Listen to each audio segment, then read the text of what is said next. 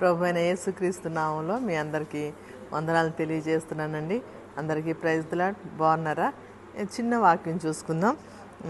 మొదటి కొరింథీయులకు రాసిన పత్రిక 13వ అధ్యాయంలో పౌలు గారు చక్కటి మాట చెప్తున్నాడు. ప్రేమను గురించి చెప్తున్నాడు. ఏమనంటే, ప్రేమ దీర్ఘకాలము సహించునట. ప్రేమ దీర్ఘకాలము సహిస్తుంది, ప్రేమ దయ చూపిస్తుందట, ప్రేమ డంబంగా మాట్లాడదట. అన్నిటికంటే కూడా శ్రేష్టమైనది ఏది అని అంటే ప్రేమే అట. అందుకే మనలో ప్రేమ ఉంటే చూడండి, ఎట్లాంటి శత్రువులైనా కూడా మనము ప్రేమిస్తాము. అవతల వాళ్ళు ఎంత తిట్టినా కానీ మనం ప్రేమిస్తాము, కొట్టినా కానీ ప్రేమిస్తాం. యేసయ్య తిట్టినా, కొట్టినా, హింసించినా, సిలువ వేసినా, ఎన్ని నిందలు వేసినా, దూషించినా కానీ యేసయ్య మనల్ని ప్రేమించాడు కాబట్టి ఒక్క మాట కూడా మాట్లాడలేదు. యేసయ్య మనల్ని ప్రేమించాడు కాబట్టి తన ప్రాణం మనకు పెట్టాడు.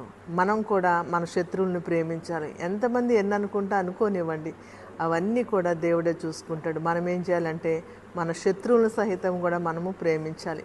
అప్పుడే దేవుడు మనల్ని చూసి సంతోషిస్తాడు. ప్రేమ ఏంటంట?